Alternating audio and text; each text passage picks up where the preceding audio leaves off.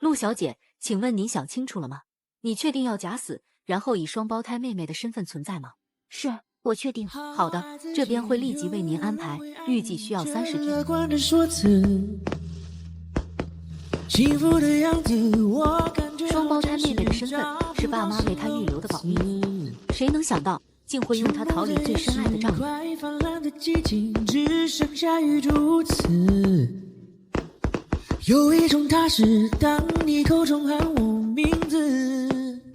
家人们，打卡总裁樱花，有偶遇的吗？据说这是江总为博太太一笑，重金请来团队打造的七夕烟花秀。天，有钱有颜还搞纯爱，恨不能魂穿江太太。得了吧，人家同甘共苦过来，你以为人人都能做陆抒情啊？这对确实般配，全豪门只有一对真夫妇，绝对是他们。去年小行星命名，今年烟花盛宴，猜猜明年会是啥？全城无人不知江旭野有多爱她。集团创立之初就以他的名字共同命名。他被绑架，他孤身与绑匪周旋，用自己交换了他，差点命丧当场。后来寻遍名医为他调养身体，更别提那些稀世珍宝，只为博取红颜一笑。陆抒情和江旭野相识于年少，他是桀骜不驯的江家少爷，他是陆家千金。可后来他家逢巨变，他双亲离世，两人在变故中互相支撑，彼此依赖，携手走到今天，成为人人称羡的神仙眷侣。直到3个月前，他无意中撞破了他的背叛。你心中有我名字，一起来。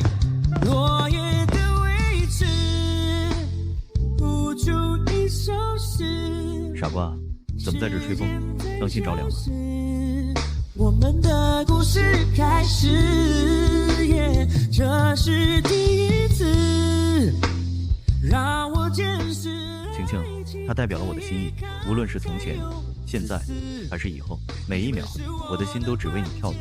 以后等我们老了，就把它传给孩子。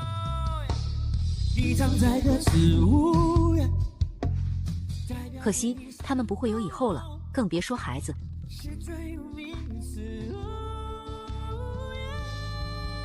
我不是交代过吗？今晚是私人时间，任何公事都等到明天再说。你去吧，公事要紧。只因他要适应，不再有他的气息。晴晴，谢谢你的理解。爱一个人爱得如此慷慨又自私，你是我的关键词。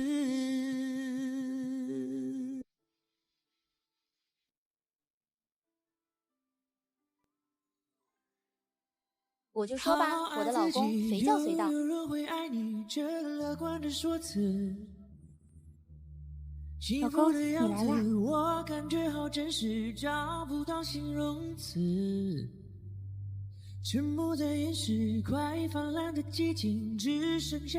转账不收是什么意思？嫌少？我才不要你的钱，我只要你陪我，我还给你准备了礼物，等你亲自拆。落叶的位置，谱出一首诗，时间在消失，我们的故事开始。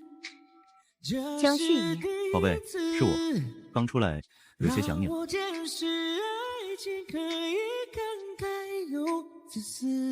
是我不好，不小心摁到了，你别生气，我任你处置，好不好？这可是你说的。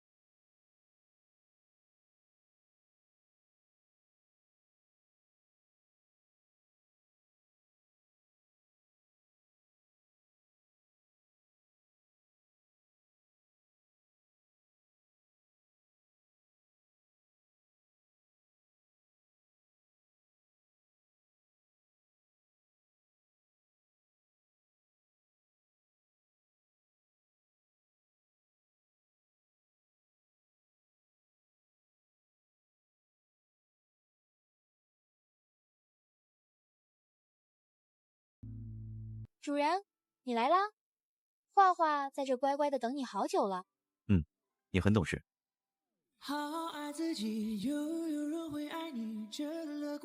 目睹这一切的陆抒情，只感觉心脏被撕成了千片万片。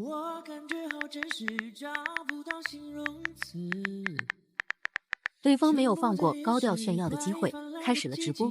最近不拍戏了，因为某人不许我拍吻戏，他会吃醋。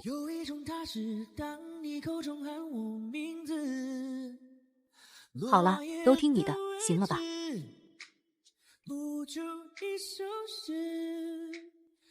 霎时间，陆抒情全身血液逆流，浑身冰冷。原来他为林画在附近买了别墅，原来他费尽心思拍下无际之蓝是为了他。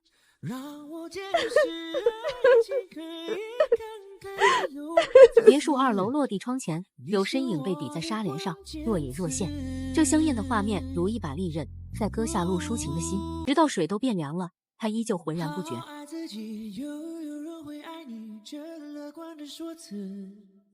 他毫不犹豫地拨打慈善电话，捐赠了所有珠宝。既然不能离开，那就从一件件丢掉他的东西开始。抒情，是不是我做错了什么？你为什么要把那只怀表丢掉？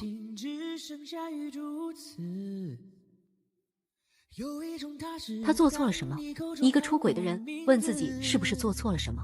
陆抒情荒谬的几乎要笑出声来，可他还是忍住了，目光淡淡扫过他衣领下的暧昧痕迹，平声道：没有做错什么，我在做公益而已。江旭也闻言，悬着的一颗心才落了下来。谁知道听到这个消息时，他的心里有多慌乱？光是脑海里闪过那些后果，他都无法承受。江旭也拂去不安，温柔地抚住陆抒情长发，双眸宠溺，耐心低哄：晴晴，公益什么时候都可以做，唯独这个怀表是我对你的心意。我们不是说好了吗？还要传给子孙后代。我们不是说好了吗？还要传给子孙后代。所以，我把它重新买了回来。说着，掏出怀表，放进他掌心，合上。最近是我不好，陪你的时间太少。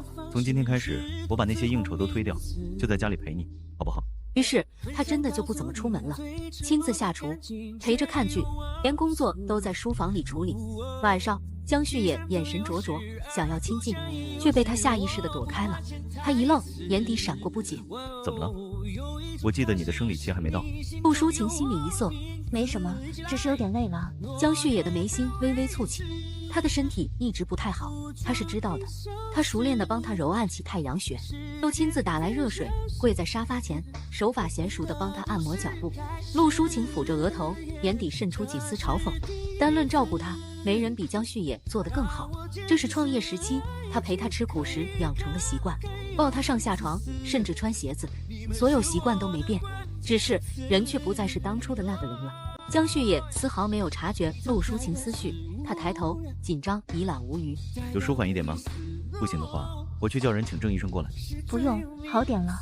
那我去给你放个热水，泡个澡可能会舒服一点。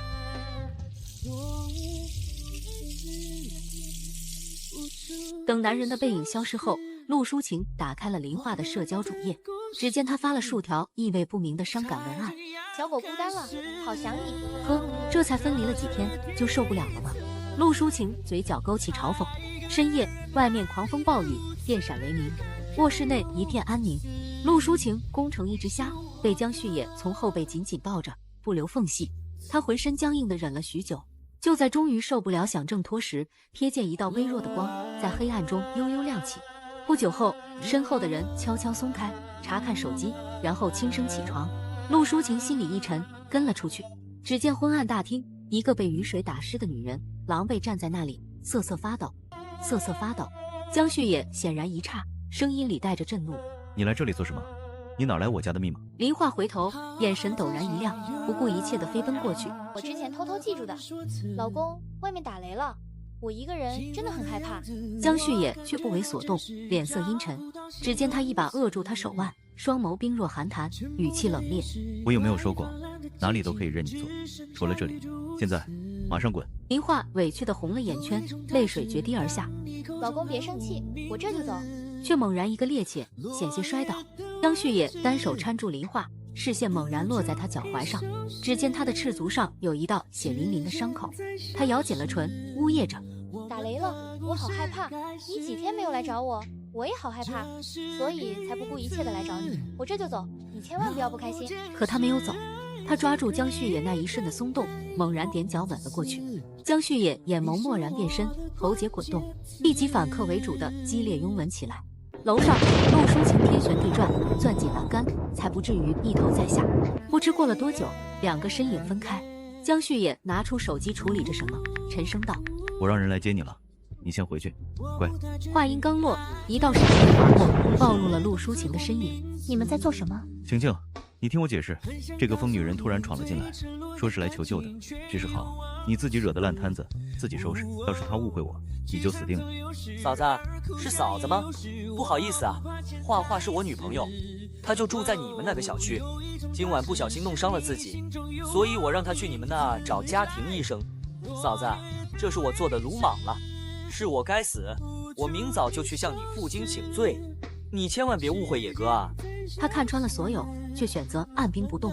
行了，既然是误会，那就早点散了吧。他平静地转身回房，留下两人在原地。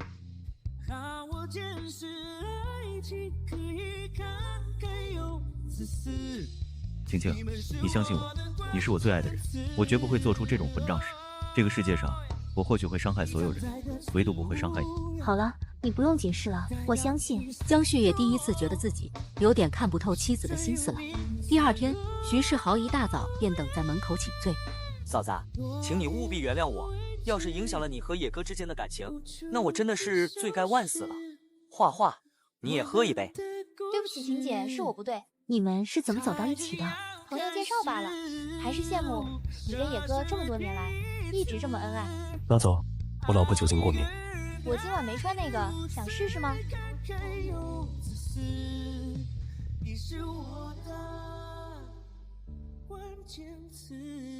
老婆，我的戒指好像落在洗手间了，我去找一下。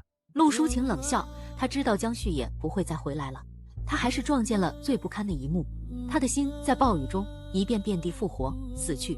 3天后，陆抒情高烧退去，江旭也悉心照顾。宝贝，你先好好躺着休息，我去给你煮一碗鱼汤，然后把药吃。他知道伤他的人也是他。我好一点了，你先去休息一下吧。我先去洗个澡，马上回来。晴姐，你好一点了吗？我煮的鱼汤好喝吗？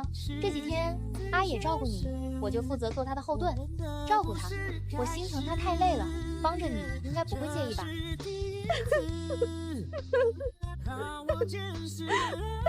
对了，我还给你留了点小礼物，就在阿野今天穿的那条深色西裤里，记得去看哦。那是一根验孕试纸，2条杠，阳性。就在这时，林化打来了，狂妄的声音响起：“陆抒情，其实那晚在会所，你什么都看到了吧？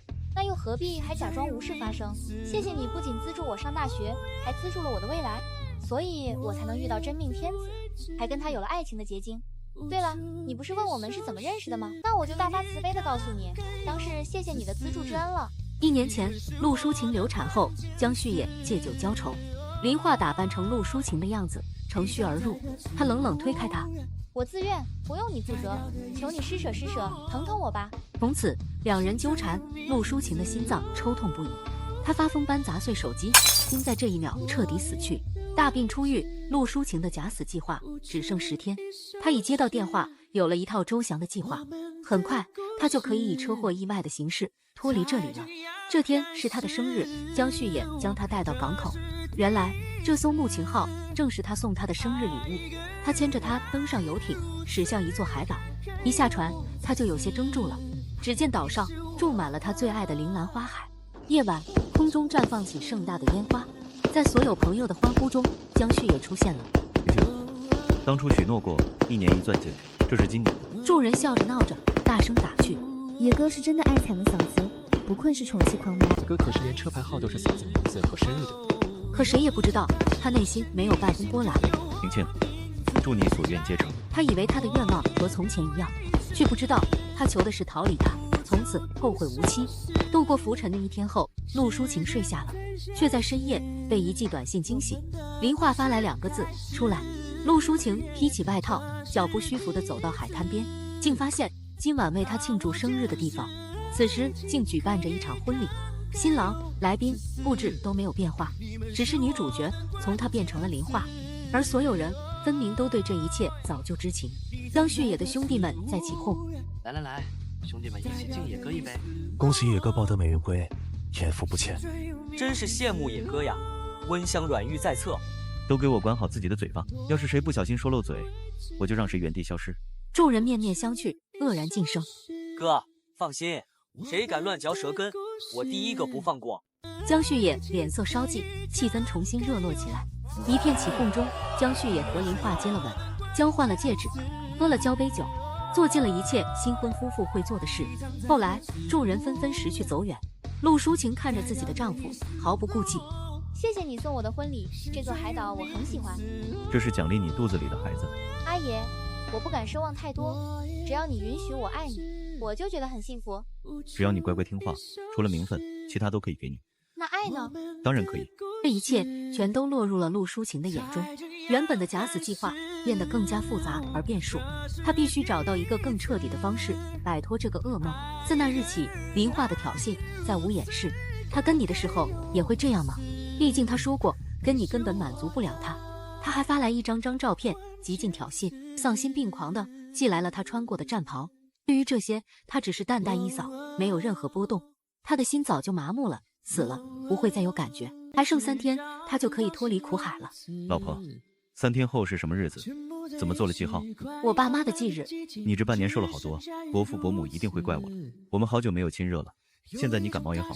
陆淑琴的每一个细胞都在抗拒着，拼命搜寻着拒绝的说辞。晴晴，为什么？你把纹身洗了？我们不是约好了，带着彼此的名字，直到老去吗？我打算洗掉再纹一个新的，想给你一个惊喜。真的？他心里有一丝挥之不去的惶恐，好像即将要失去他了。还记得这个沙漏吗？我今天整理出来的。那时你看了关于沙漠的小说，很伤感，所以我带你去撒哈拉，收集了这一堆沙子。那么，你的心还像从前一样吗？对，一如从前，从未改变。那个笑容成功地驱散了江旭野眼底的阴霾。今天的抒情似乎格外开心，兴致高了许多。他跟自己说，不过是错觉，没事的。3天过去，离开的日子终于到来。午后，林化又向他发来信息，是他们去买婴儿用品的温馨画面。这次陆淑琴没有再忍气吞声，这么多天了，对方都如同一条死鱼，怎么今天就突然反击了？林化，你为什么要逼我呢？你不怕我做鬼也不放过你吗？陆淑琴，你在吓我！下一秒，被对面传来的巨大撞击声吓得一抖。陆淑琴看着不远处的火光冲天，只留身后的工作人员处理一切。坐上直升机，他毫不留恋地看着生活了几10年的城市，永别了江旭野，永别了黑城。从今天开始，过去的陆淑琴已经死去，迎接新生的是他的双胞胎妹妹陆婉晴。哈，神经病！林化平复心情，眼珠一转，有了主意。他悄悄地从江旭野外套里掏出他的手机，火速关机，再放了回去。呵，想跟他抢男人，下辈子吧。老公，这里都看完啦，再陪我去看下一家好不好？接下来的一整天，每当他想看手机，他就会故意挑起话题。江旭也还不知道，外面早已天下大乱。老公，今晚不如留在我那儿过夜，人家为你学了好多新花样呢。不了，下次吧。来嘛，人家保证一定会让你爽翻天。不要再让我说第2遍。林化咬唇噤声，眼里的委屈几乎要溢出来。好，不去就不去，老公别生气。江旭也眉宇间是出不耐，觉得莫名烦躁。夜幕降临，江旭也下车走进店铺，将琳琅满目的点心，每种都打包1份。他想，只要买了晴晴最爱的点心，他应该就不会生气了吧。明知今天是重要日子，他却丢下她陪林化出来。想到陆淑琴的模样，他嘴角不自觉勾起。男人的目光无意间落在了悬挂的电视大屏上，顿时江旭野的眼皮莫名一跳。先生，您的点心都打包好了。等到再抬头时，画面已经跳转到下一条新闻了。等江旭野回到家，已经是30分钟后。彼时别墅里一片黑暗，晴晴，几声呼喊悠悠响起，却仿佛被黑洞吞噬了一般。江旭野眉头微蹙，本能地感到一丝不对劲。他将东西放在桌上，一层一层的暗亮找了上去，一丝不安悄然爬上心头。他扫了眼慢表，8点半。他压抑住心底的焦躁，却发现手机是关机状态。一开机，几10个未接来电和无数信息扑面而来。他刚要点开其中一条，却被一通电话抢先插入。江总，不好了，江太太出事了。太平间里，江旭野僵硬地站在那里，他死死地盯着眼前那具无法辨认的躯体。不，这不是晴晴。江总，节哀。你们在胡说八道些什么？江总，我们很理解您的心情，但还请您冷静啊。经过 DNA 检测，证实这的确是江太太。还有这块遗落在现场的怀表。江旭也猛然一顿，喉头发紧，再也发不出一丝声音。江旭也如同一只濒死的鸟，嘶吼着，发出了一记凄厉的悲鸣。与此同时，看到了新闻报道的林化也赶了过来，他匆匆扫了一眼，便飞快地捂住嘴巴，差点作呕。霎时，一阵狂喜冲昏了林化的头脑。到底是怎么回事？他匆匆扫了一眼，便飞快地捂住嘴巴，差点作呕。霎时，一阵狂喜冲昏了林化的头脑。到底是怎么回事？初步调查显示，这是一起意外事故，具体情况需复原江太太手机后才能厘清。林化听到手机2字，心里突然一紧，他安慰自己，已删掉挑衅信息，又没有实质性伤害。老公，没事的。可话音未落，就被对方粗暴的一把推开。黑夜最浓的时分，江旭也踉踉跄跄地回到了别墅。那个摇摇欲坠的身影，在此刻终于轰然倒下。他死死攥着手中的怀表，拼命地告诉自己，躺在那里的那个不可能是陆淑琴，绝不可能。到时他一定要抱紧陆淑琴，吻着她的额头。晴晴，晴晴，快叫醒我，求你了！突然，江旭也像疯了一样抄起沙漏，狠狠碾碎。玻璃的渣子蓦然刺进手掌，霎时间鲜血淋漓。冰冷的怀表，滴答的秒针，都在残忍地告诉他，这一切都是真的。挚爱亡妻离世后，江旭也沉溺酒精。晴晴，我知道你不喜欢我喝酒，你回来。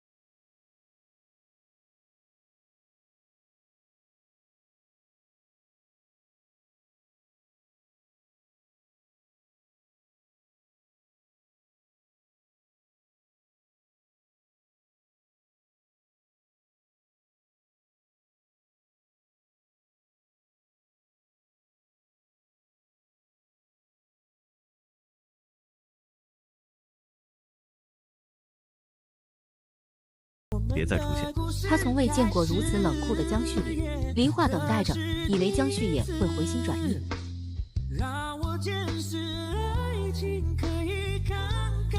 画画最近怎么不露面了？富豪男友呢？分了吗？眼睛怎么这么肿？脖子有淤青？难道被家暴了？画画最近怎么不露面了？富豪男友呢？分了吗？眼睛怎么这么肿？脖子有淤青？难道被家暴了？他安慰自己，江旭也对陆淑琴只是愧疚。宝宝啊，你一定要快快成长，有了你，我争不过陆淑琴那个死人。阿爷，你来了。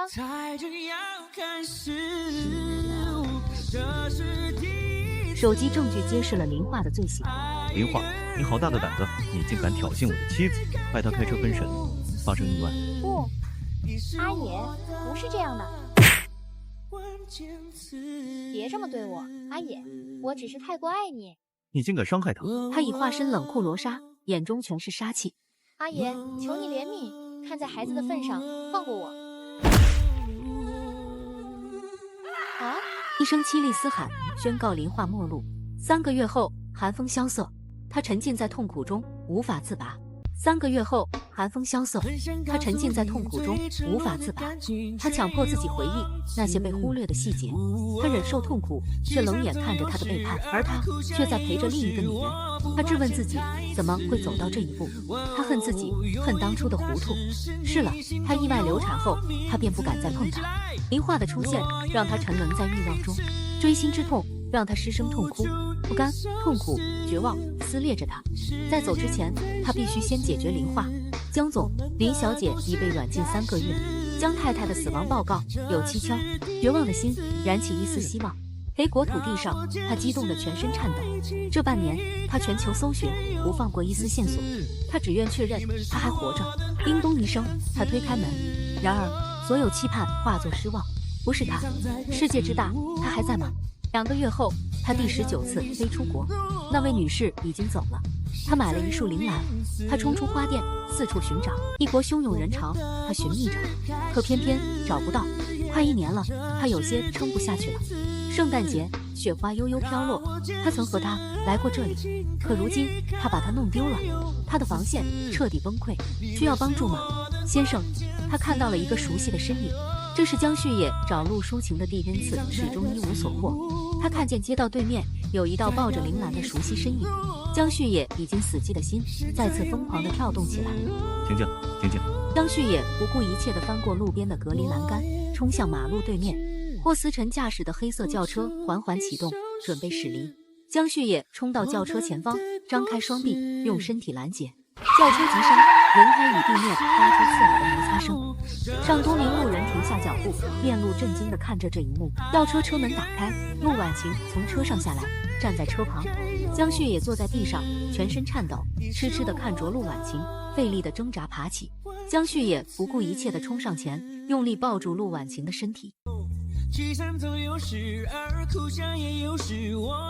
你是谁？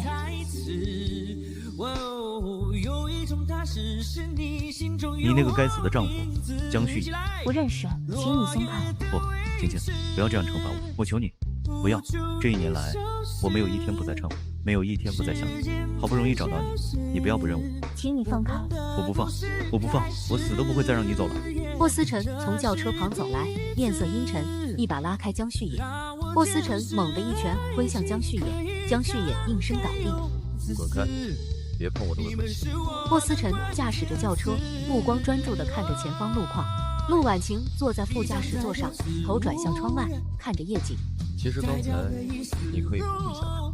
陆婉晴收回看向窗外的视线，扭头转向霍思辰，轻轻地摇了摇头。就算我不下车，他也会纠缠。我了解他。那你有什么打算？没什么打算。现在我是陆婉晴，他对我来说谁也不是。霍思辰驾驶的轿车停在一幢独栋住宅门口。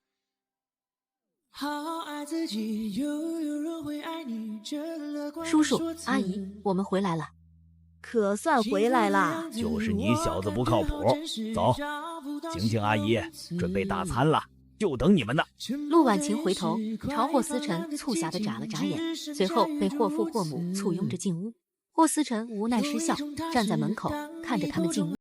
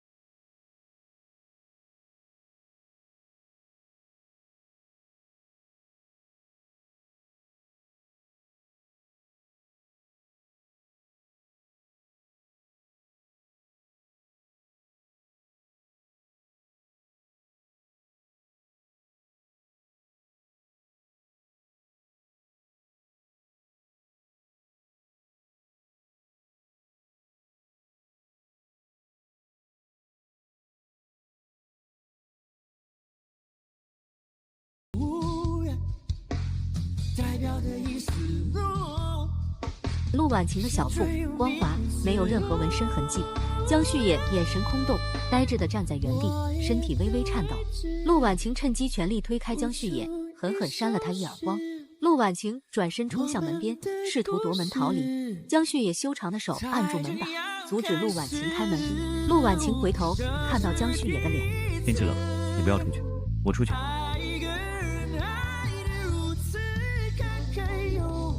这手串是霍思辰送的，本应是霍家女主人的。思绪一下飘回去年，他假死逃离，独自环游世界3个月。那是一个寒冷的雪夜，他决定告别过去的一切。3个月后，他以陆婉晴的身份抵达了新的城市。他一眼就看到了人群中那个鹤立鸡群的男人。陆小姐你好，我是霍思辰。你好，我是陆婉晴。原来陆家父母早有安排，准备了双胞胎女儿身份。霍家对他视如己出，霍思辰也像亲哥哥般照顾他。他慢慢痊愈，慢慢成了真正的陆婉晴。他应该已经在派人调查我的一切了，包括 DNA 检验。放心，一切我都已经安排妥当。谢谢你，今天愿意假扮我的未婚夫，在我心里，你就是我最好的哥哥。礼物你看了吗？两边都沉默了，直到许久后，我的荣幸。夜渐深，手机两端的两人各怀心事。他像一块忘妻石，遥望着公寓里的光。DNA 报告说他不是，可感觉不会骗人。烟雾散去，眼底只剩迷茫和脆弱。DNA 报告显示他不是他的妻子，可他真的不是吗？他的心乱如麻。天亮了，江旭也一夜未眠。霍思辰驾驶一辆豪华轿车停在公寓门口，江旭也猛然坐直身体，眼神锐利地盯着他，显得格外精神灵动。这一刻，他与陆淑琴不像了。他的妻子是温婉大气，偏爱知性优雅，而面前的女人风格松弛随意。接下来的日子，他一直跟踪着他们。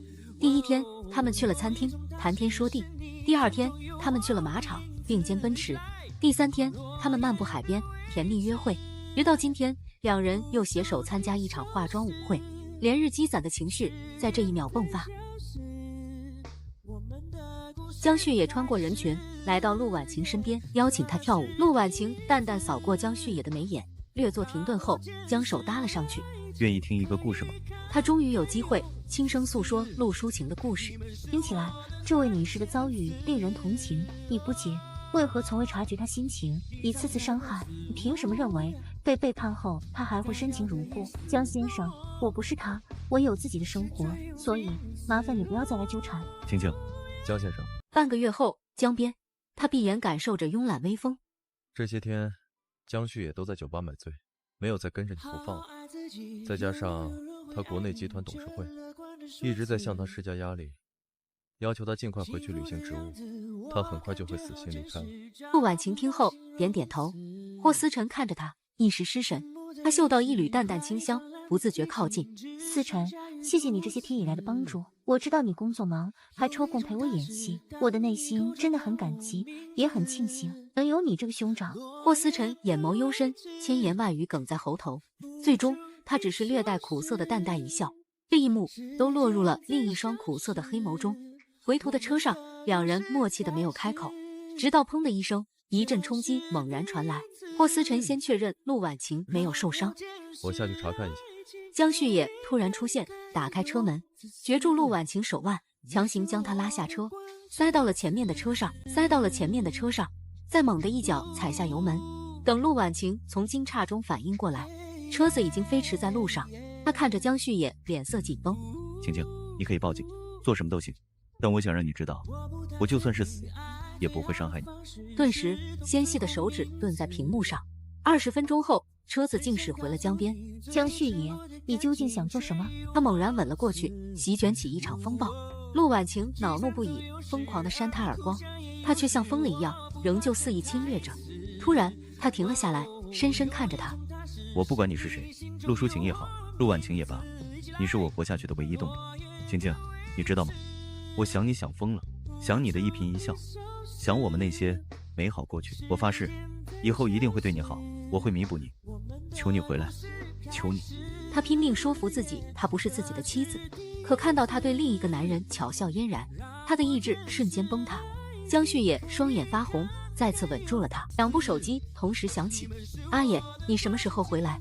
什么时候来看我？来看看我吧，我真的好想你。电话突然被切断，陆婉晴死死瞪着他，眼里有恨意溢出，顿时鲜血的味道弥漫。江旭也闷哼一声，终于停了下来。刚才我是不是弄痛你了？少假惺惺。他被他眼底的憎恨一震。是我假惺惺。如果你是抒情，一定能感受到我的心脏还在为你跳动。如果你不是，我也没办法放过你，因为自从你姐离开后，我这一辈子就已经完蛋了。晴晴，跟我回去好不好？这次我一定用我的一生去弥补你。江旭也沉浸悲伤，没发现陆婉晴。霍思辰手下用电击棒将他电晕，霍思辰一脸震怒，吩咐人将他扔上飞机。等等，霍思辰身影一僵，缓缓回头，他居然还活得好好的，而他竟然还有脸在我面前说那些话。思辰，我要回去。而他竟然还有脸在我面前说那些话。思辰，我要回去。本来不想再跟他们纠缠，但既然他们一次又一次的挑衅，那我要让他们得到应有的下场。霍思辰沉默地看着他。我知道自己没有立场阻止你，但请你答应我一个请求。你说？让我跟着你一起回去。陆婉晴一愣，终于还是点了点头。好，我跟你回去一趟，我只想看看我姐和我爸妈以前生活过的地方。江旭也不可置信地看向他，那双死气沉沉的眼眸里终于亮起了微弱的光。他没能在他脸上找到一丝异常，他心如止水，回来只为复仇。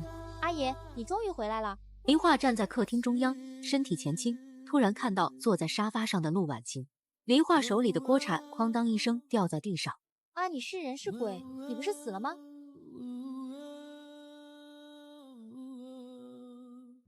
他怎么会在这里？你们怎么办事？手下赶来，表示没留意。抱歉，江总，他从别墅跑出来了，我们这就把他带走。不，阿野，不要再关着我了。难道孩子的事还不能让你消气吗？求你放我出来，给我一个弥补过错的机会吧。还在等什么？把他带走，打断一条腿。是。客厅重归安静，江旭也额头沁着一层薄薄的细汗。晴晴，奔波了一路，你肯定累了，我先带你上去休息一下，好不好？不用啊，我回酒店。若是林化吧，你也没多爱陆抒情啊。不，我也不知道他会。江旭也在酒店外守了7、8天，他不停发信息，对方没有回复。江旭也坐在车内驾驶座上，手机突然震动，陆婉晴发来短信：生日快乐。江旭也坐在车内驾驶座上，嘴角上扬，露出惊喜的表情。坐在车内驾驶座上，眼神突然瞥向车窗外。霍思辰身穿西装，从容地走在酒店外街道上，走向酒店大门。江旭也心里一沉，飞快下车。霍思辰在酒店大堂中央走向电梯口，江旭也快步跟着，眼神焦急，紧盯着霍思辰的背影。他把人跟丢在了高级会所走廊，面露懊恼和不安。一名服务员从走廊尽头的一个包厢里走出，手捧一盘醒目刺眼的喜糖。这里面是在做什么？您好，是有客人准备求婚呢。江旭也脑海里闪过陆婉晴的短信，心底顿时一片兵荒马乱。江旭也冲到包厢门前，猛地推开包厢门，站在包厢门口，眼神震惊地看向包厢内。林化身穿白色婚纱，坐在沙发上，扭头看向门口。阿野，真的是你，谢谢你，还愿意给我机会，我还以为你真的不要我了。江旭也站在包厢门口，眼神诧异，下意识地推开怀里的林化。林化被江旭也推开，站在包厢中央，脸上仍带着泪痕，眼神疑惑。一群男人鱼贯而入，走进包厢。一群男人鱼贯而入，走进包厢，脸上带着兴高采烈的表情。该死，你们是在做什么？众兄弟站在包厢中央，顿时噤声，面面相觑，表情疑惑。陆婉晴带着一群记者推开包厢门，从门口走进包厢。晴晴，别误会，我……恭喜恭喜，大家今天真是走运了，能看到曾总求婚林小姐的场面重现。包厢内灯光突然变暗，所有人都被笼罩在黑暗中。包厢内几块大屏幕渐渐亮起，开始播放视频，播放江旭也和林化的秘密婚礼视频。众兄弟站在包厢中央，眼神不可置信地盯着屏幕，脸色发白。林化站在包厢中央，眼神惊恐地看着屏幕，身体颤抖。江旭也站在包厢门口，脸色惨白，眼神空洞。包厢灯光重新亮起，所有人的表情都清晰可见。记者们涌上前，将镜头和麦克风对准站在包厢门口的江旭野。请问江总，刚才画面是真的吗？您跟林女士有另一层关系吗？您跟林女士有另一层关系吗？当时江太太是否知晓？方便透露当时婚姻状态吗？林小姐，所以您是第三者吗？江旭野站在记者群中，脸色惨白，眼神空洞，一言不发。复仇归来的陆婉晴在众人瞩目下欣赏着仇人的狼狈。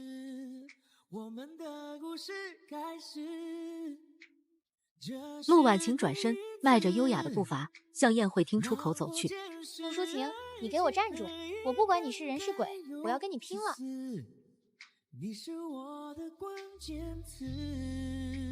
陆婉晴狠狠捏住林化的手腕，往反方向用力一甩，林化一个不稳，香槟塔轰然倒塌，香槟液体四溅，场面一片混乱。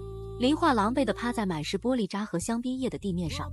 阿爷，他推了我，他推了我，你快救救我，我好痛！呜！江旭野面露紧张，大步走向林化所在的位置。陆婉晴冷笑一声，拿起一瓶未开封的香槟，浇在林化头上。林化脸色骤然发白，头发和脸被香槟浸湿，满是狼狈。陆婉晴不紧不慢地转头，环视四周，目光平静而淡然，嘴角带着一丝嘲讽。宾客们纷纷避开视线，不敢与他对视，议论声也戛然而止。是有谁想说什么吗？你有没有受伤？江旭野急切地看向陆婉晴的脸庞，眼神中充满担忧和悔意。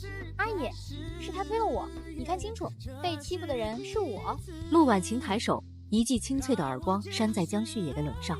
晴晴，扇吧，你想怎么扇就怎么扇，再用力点也没有关系。陆婉晴和霍思辰并肩走出电梯，江旭野从电梯里冲出，快步追向走廊前方并肩行走的陆婉晴和霍思辰。晴晴，我知道是你，求你再给我一次机会吧，我知道错了，我真的知道错了，我向你发誓，再犯一次错，我就天打雷劈。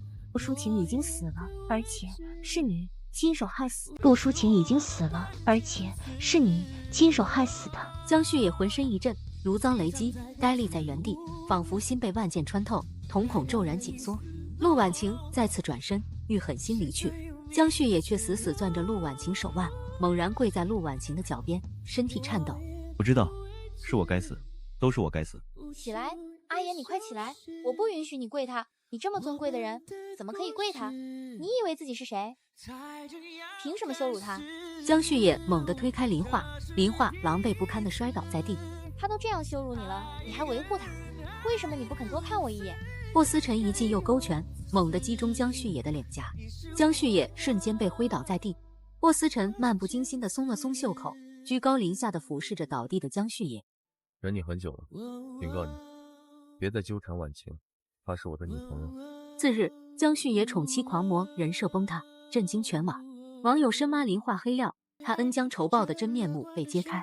江琴集团股价大跌，一夜之间，林化身败名裂，所有人都为死去的陆淑晴抱不平。陆婉晴坐在沙发上，手持平板电脑，面无表情地浏览着新闻，眼神中没有一丝波澜，仿佛一切都在他的预料之中。深陷泥沼的林化不甘失败，企图最后一搏。江旭野和陆婉晴，他们之间有不伦之嫌。他以为这是他翻盘的最后机会，然而一则新闻瞬间击碎了他的谎言。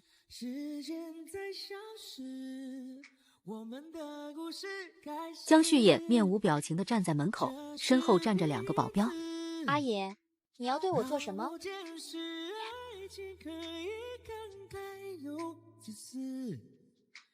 别过来！你们敢过来，我就伤害自己。阿爷，我不信，我不信你对我没有半分情意。要死可以，别弄脏了我的地毯。林化表情瞬间凝固，瞳孔放大，面如死灰。他手中的小刀哐当一声跌落在地。江旭野站在门口，冷冷地瞥了一眼地上的小刀，然后示意身后的2名保镖上前。过去我真的对你太过仁慈了，从今以后，你只配在精神病院里苟且偷生。阿爷，求你不要这样对我，我没有精神病，我不要去精神病院啊！2名保镖强行将林化从别墅内拖出，江旭野站在车旁，冷眼旁观。林化被捆绑着，双眼无神地盯着车窗外模糊的街景，泪水无声地滑落。别墅客厅内，江旭野站在原地，很是头疼。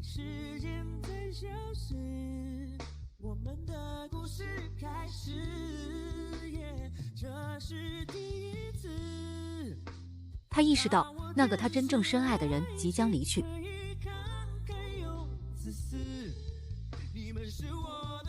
江旭也驾驶的黑色豪华轿车疾驰而过，闯过一个个红灯，疾驰而去。江旭也驾驶的黑色豪华轿车疾驰而过，闯过一个个红灯，疾驰而去。双手紧紧握着方向盘，指节因用力而泛白。他眼神专注而焦急，不时扫视后视镜。到达机场的江旭也猛地冲入大厅，在人群中穿梭，到处寻找着陆婉晴的身影。他从口袋里掏出手机，颤抖着拨打一个号码。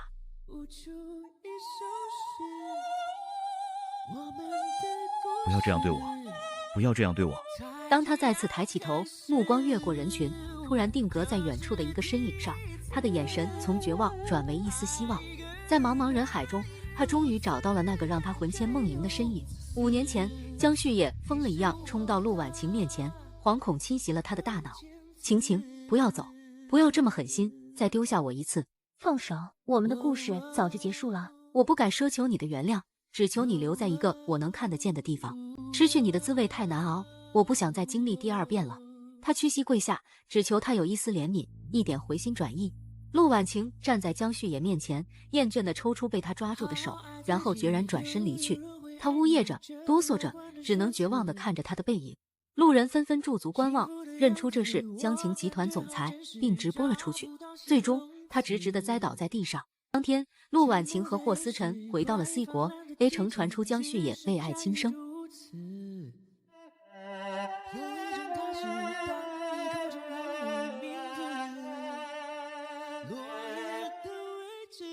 5年后，花店门口的风铃被微风拂动，发出清脆的音符。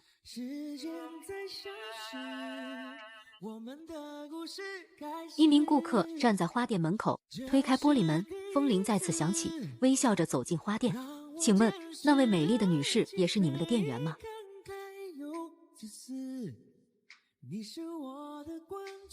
是的，那是我们店长。请问，那位美丽的女士也是你们的店员吗？是的，那是我们店长，我的老板。霍思辰高大英俊的身影走进花店，目光最终落在不远处修剪花枝的陆婉晴身上，眼神渐渐变得温柔，嘴角微勾。霍思辰站在花店一角，静静地看着陆婉晴，眼神渐渐变得温柔。陆婉晴修剪完花枝，直起身子，不经意间转头，发现站在不远处的霍思辰，他眼神一亮，两人对视一笑。陆婉晴停下手里的活，将剪刀放在工作台上，整理了一下衣服，然后快步走向霍思辰。陆婉晴亲密地挽住他的手臂，两人有说有笑地走出花店，一对璧人，不是吗？与此同时，世界的另一端，轮椅上的男人被梦魇折磨。江旭也大口喘着粗气，双眼茫然地环顾四周，双手紧紧抓着轮椅的扶手，双眼也重归涣散无神。他总是一遍遍梦见自己回到了当初，撕心裂肺的怒吼。可每一次，梦中的他都重蹈覆辙，醒来空洞、麻木，泪流满面。先生又做噩梦了。他攥紧手里的怀表，紧贴在胸口，距离心脏跳动最近的地方。打开后发现里面镶嵌着一张陆婉晴5年前的年轻照片。他知道他放不下执念了，他也永远不会好了。终其一生，他都会被困在这个梦里，承受着应有的惩罚。他幻想，如果当初没有犯错，他们现在又会是什么样子？江旭也的视线从铃兰花海移开，转向自己的双腿，眼神中充满了绝望和自嘲。一切都已无法挽回，